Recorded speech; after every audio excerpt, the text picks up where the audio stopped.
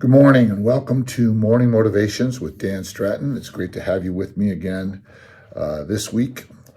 I want to talk to you about something I think we all deal with, and that is to try to hit our personal goals while punching out our daily to-do lists. So I want to talk about prioritizing things and making sure that while we prioritize things that we don't get out of balance, so that we can achieve our long-term goals and punch out our day-to-day to-do lists.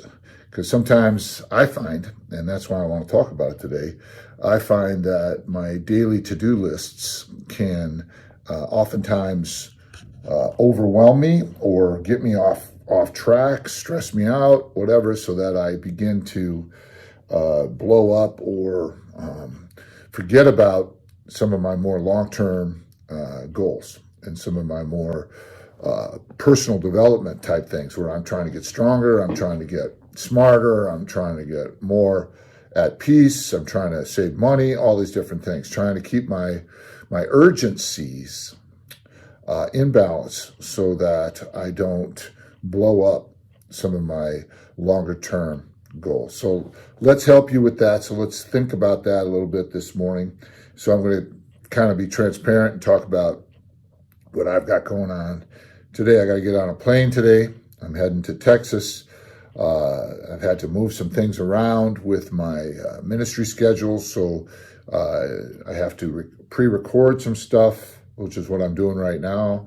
I have to pre-record some radio ads, so there's a whole bunch of things on my to-do list. Of course, there's even, silly things like taking a shower, getting dressed, packing my clothes, all that stuff. I've got stuff coming in from prison ministry, so I've got to see everything that just piles up on the things I have to do today, things I have to do tomorrow. But the way that you keep it balanced is that you set goals in other areas of your life that in some ways compete with your daily to-do list, or they some way kind of keep an undercurrent of to-dos, things that you have to do. So the way that I do that to keep myself balanced is I use a tool called the balanced scale. And so I have goals that are spiritual. I have goals that are physical, my health. I have goals that are mental, things I need to learn, like I need to learn some Spanish. I need to study about different leadership stuff that I'm always teaching on.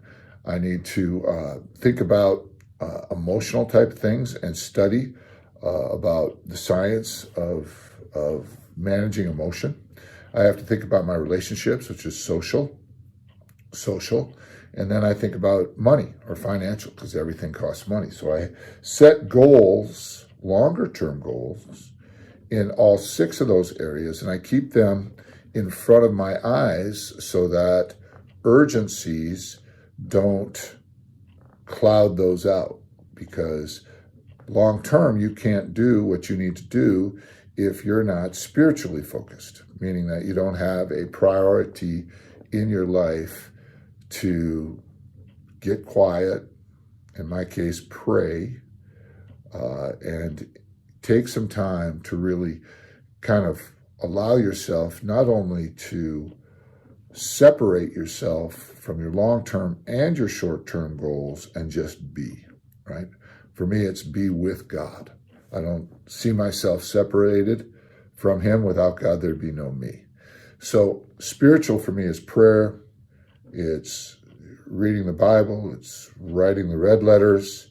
And these are daily practices that if I don't do them daily, I feel a little tight, a little out of sorts, a little like I left something out. It's like taking a shower. If you don't take a shower, you don't feel just right?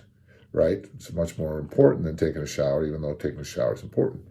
And then I have my physical goals. So I set some things, because if I'm not careful, I will definitely, eat stupid. I'll eat the wrong things. And so I set some goals around what I'm going to eat today. If I'm fasting, if I'm doing intermittent fasting, I have my plan for the day. I also need to get my exercise in. So if I can't get out and walk 5 miles today, I'm going to try to get on a treadmill when I land in Dallas Fort Worth, and I'm gonna get on the treadmill at least to walk those 5 miles on the treadmill. I'd rather walk it on a golf course, thank you very much, but I don't always get to that. Mentally, I want to improve today, right? And that one is the one, honestly, that kind of falls at the wayside. Reading a book, spending a 20-minute or a 30-minute session studying Spanish, which I need to do for my work in Cuba. That, for me, that's the one that oftentimes gets away from me. And I need to read more. I need to study more so that I can serve better, because I get called on to help people a lot. And if I'm not getting stronger, I myself feel like I don't have that much to offer. But if I'm learning new things and I'm studying new techniques and I'm, in this case, learning a language, then that really helps my confidence. It helps my confidence in a lot of ways. Emotional, the emotional goals that I have is it's a lot about watching how I feel and asking myself the question on a daily basis, how am I feeling about things? But what that does is that helps me to ask that question of other people and to be a little bit more objective about what they tell me, because I'll ask the question of, how stressed out are they? How anxious are they? How fearful are they? Is this coming from a place? And it helps me when I'm assessing myself to really say, well, how do I feel about that? Am I feeling angry about that, frustrated about that, anxious about that, stressed about that, fearful about that? That helps me to be sensitive to another person. They may be telling me one thing, but there's a lot that they're not telling me when they're coming to me for help, or they're coming to me for advice, they're coming to me for certain things. So working on your own situation, and when you are interacting with the people you interact with daily, your family, people at work, different things, just kind of be really conscious of how you feel, because your feelings are important. A lot of us make decisions emotionally, and if we're not kind of objectively thinking about our emotions and why are we feeling emotionally certain ways, we won't make as good a decisions as we could if we're more conscious of that. So the emotional piece is not just managing when I lose my temper, or managing how passionately I feel about things, because I want to be more connected, I want to feel more, I want to love more, I want to care more, all that. It's not just that. It's the emotional piece of your balance scale is, how often do I think about how do I feel? And then how often do I think about how the person I'm interacting with feels? So that's something that helps me stay balanced. And then socially, I have, for me, that's relationships. And so it's not, like getting out and just going to a party and being with a bunch of people. It's about who are the most important people in my life, and who are the people that are really key to my day-to-day, to not only my personal life, my wife, my daughter, my son-in-law, my grandson, my sisters and brothers, that type of thing. But it's also, the people I work with, the people that I spend time with, my clients in business, and then when I start thinking about that, again, it comes back to, how can I socially improve, stay more connected, be connected to resources, be connected to doors that need to be opened for people, etc. So I think about that, and I set goals for that. So I reach out to my communities where I know a lot of people who have a lot of influence, who have access to different areas in the world, in the government, in education, in business, in the ministry, the church, in Cuba, in the different places that I go, in the prison system, etc. As I begin to think about those things. So I set goals socially to stay more aware. But for me, I like to prioritize my wife and my daughter and my grandson, of course, my son-in-law as well. And then from there, I can do other things. I can do those things. So it's important that you do that. And then financially, I want to be saving money. I want to be investing, be careful about my investing. I'm not overly concerned a lot of times about, for me, financially is how can I be generous? Where do I want to do my giving? Where do I want to focus my giving? things like that. So I have financial goals as well. So spiritual goals, prayer, quiet time, reading my Bible for me. And then that's also a time when I think. It's a lot of times where I make these types of conversations that I'm having with you a priority. Kind of balances me out, that spiritual time, because I believe that God can speak to me and he can balance me and he keeps me objective. He keeps me positive. He keeps me in a victorious mindset rather than I can't do it, or I'm overwhelmed, or I'm not smart enough and all that stuff. And then physically, you got to make sure you're doing stuff to stay strong. I'm going to be 65 this year, so I want to make sure that I continue to maintain a certain level of capacity and capability. Mentally, I need to be learning every day. Emotionally, I need to be asking myself and aware of how I feel, so I don't snap at somebody, or I don't go numb, or I stop listening in a situation. And socially, I have people on my mind, relationships on my mind, which I prioritize. And then finally, financially, I want to be getting ahead financially. Does this all make sense? And they're all balanced. I put it in that order: spiritual, physical, mental, emotional, social, and financial. If you work that order, none of those will get left out. If you put financial first, then you'll ignore the spiritual, and you'll end up in a place you don't want to end up in, because you won't be as thoughtful as you need to be. You'll be super focused on making money, and your relationships will suffer, your health will suffer, your own personal development will suffer, and you'll be very transactional in life rather than relational. And relational is much more satisfying and long-lasting. And so you don't want to be transactional. You don't even want to be viewed as transactional in life, because you'll make more enemies than friends. And so you don't want to do that.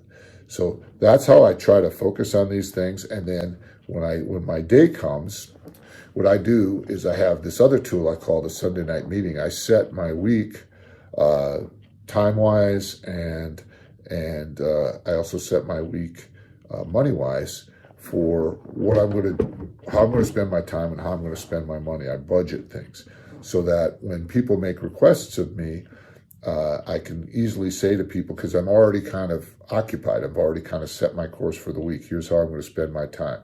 This week I was in D.C. on Monday and Tuesday. I have other clients, so I had to move them. I usually minister or work with them on Monday or Tuesday.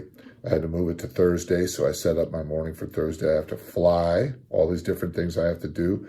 I have one of my relationships, a very key relationship in my life. I'm going to have dinner with them on Wednesday night. So all these things are set already. All these things are, so when people come to me and they say, I need something from you, I can say, well, this week I can't do it, but let's see if we can get something on the calendar for next week or the week thereafter.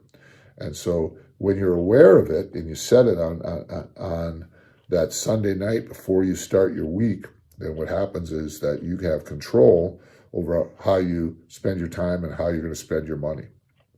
I'm not overly exacting on, I'm going to buy a cup of coffee, or I'm going to, spend this much on lunch or whatever. But I do realize that once I set my week and have it in my mind, I try not to let other people's demands or requests outweigh my budget for the week or my budget for the month, or and it's my budget isn't that overly fixed, but it's something that is on my mind, because I get a lot of requests from a lot of different places all the time. So if I'm proactively setting it, then I'm not, knee-jerk reacting to other people's requests or demands for my time or my money.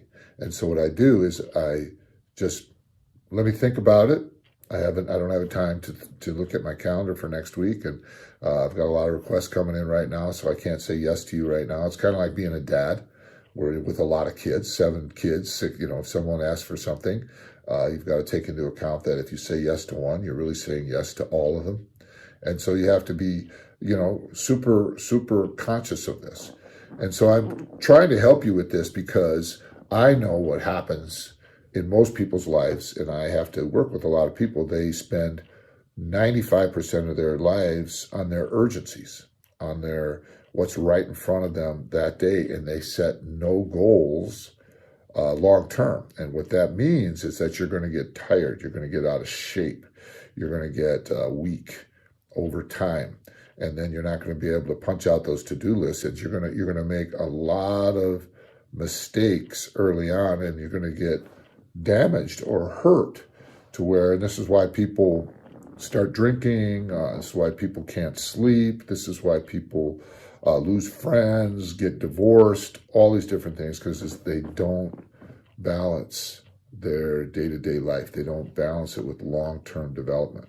If you're going to stay strong in a marriage, you got to get better. You got to develop. You got to develop capacity, because stuff comes up. If you're going to stay strong, healthy, you got to stay on it. You got to pay attention to it. You got to eat right. You got to sleep right. You got to drink water. You got to exercise. You got to do all the things that you got to do. If you're going to stay strong emotionally, you got to know how you feel. You got to be conscious of it, and you got to choose to feel good. You got to choose, to work on it. So you got to stay strong relationally. Then you've got to pay attention to your friends. You got to pay attention to your relationships.